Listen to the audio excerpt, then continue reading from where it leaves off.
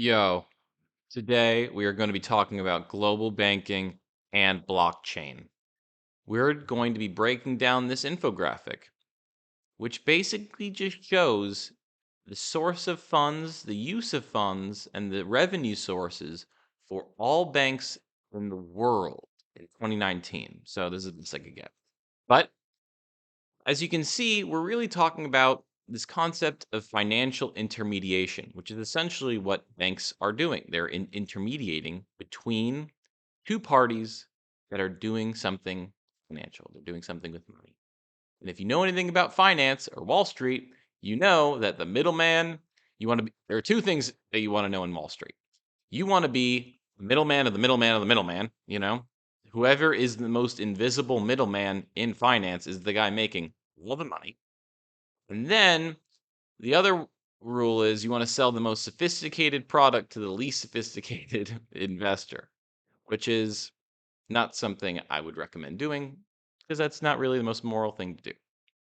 But that is a literal, I think that's like in on a plaque at Goldman Sachs, literally that's saying. It's a joke. But anyway, each of these sectors, each of these blocks you can see provides a certain service, right? And ultimately, these services are just technologies, right? And they're kind of new. Like payments infrastructure is kind of new. Like a lot of like in the 1970s, my grandpa had to show up to a construction site with a fucking suitcase full of cash, because that's how the guys wanted to get paid. So these payment infrastructures, wire transfers, Venmo, Zelle, all these invoicing platforms, like we take this all for granted now, but and especially in this country because we've had it for a while. But some countries, this is all new stuff to them. Okay. So these are obviously if you are providing these services, right? Corporate and commercial banking services, this is like the traditional stuff that you see, like a Chase Bank on the corner, right? So if you are the one hosting this, then you get to sell all the other services, right? And we'll talk about that more later. But of course, this group is going to have a preferred, stake in whatever payments platform they allow to integrate with their, with their depositors, right? So this is just, this is obviously inclusive of your retail deposits, your mortgages, your motorcycle loans, right? And this is obviously where they have to hold the treasury of, US Treasury so that this is a safe environment, right?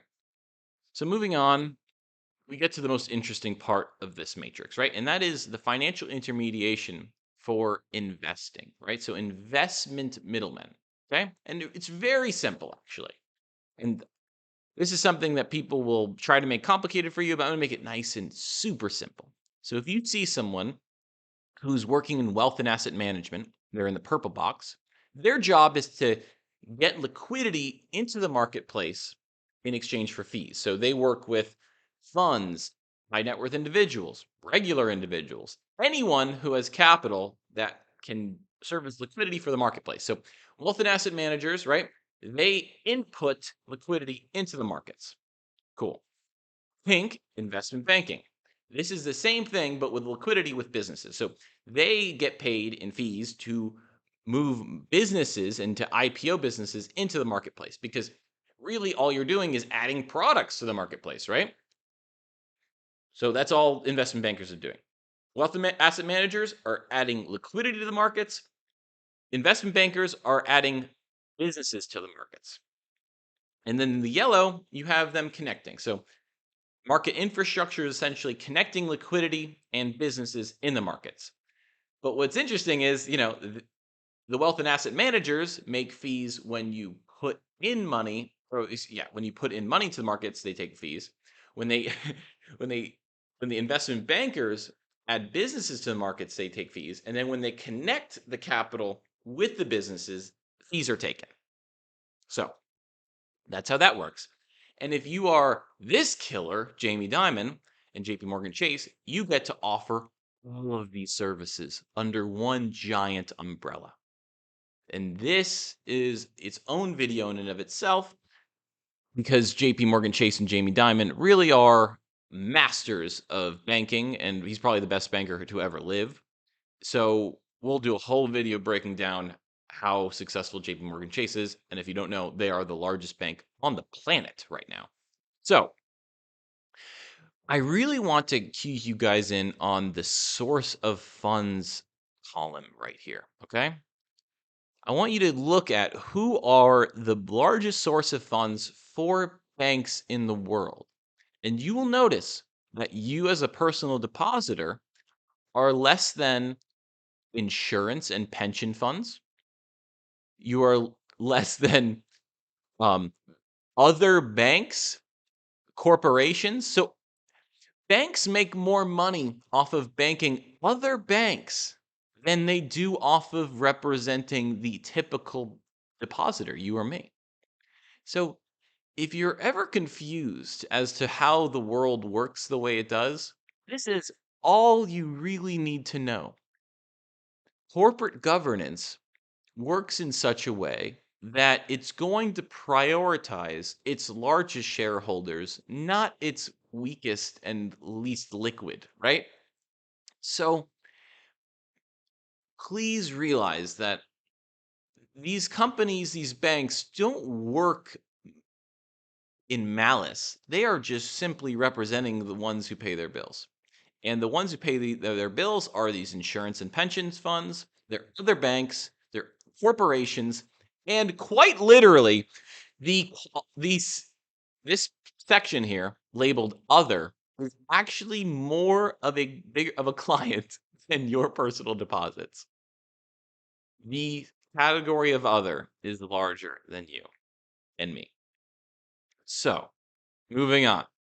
That is why we want to offer blockchain based solutions to all of these sectors because blockchains can absolutely support that. So, in this kind of color coordinated thing here that I set up, I'm showing you guys what areas of the blockchain space are served, underserved, or mediumly served, right?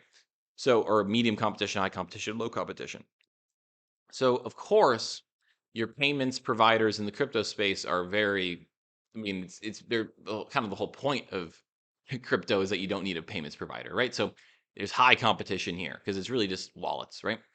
And then corporate and commercial banking, this is extremely underdeveloped. Investment banking, extremely underdeveloped. While the wealth and asset manager and market infrastructure, this is actually decently developed and there's pretty much high comp. I probably could have made this high competition. And the biggest issue with crypto at the moment is that we have a bunch of these retail brokerages, right? Who are pretending to be banks. And this is the key opportunity that not a lot of people are able to identify in the blockchain space right now. Is just raw banking, raw crypto banking, hybrid banking, these hybrid retail banking models is actually maybe something we'll talk about, but I'm really highlighting this to you guys because, yes, here at Palaview, we're obviously highlighting existing market opportunities for you guys to investigate, learn about, pursue.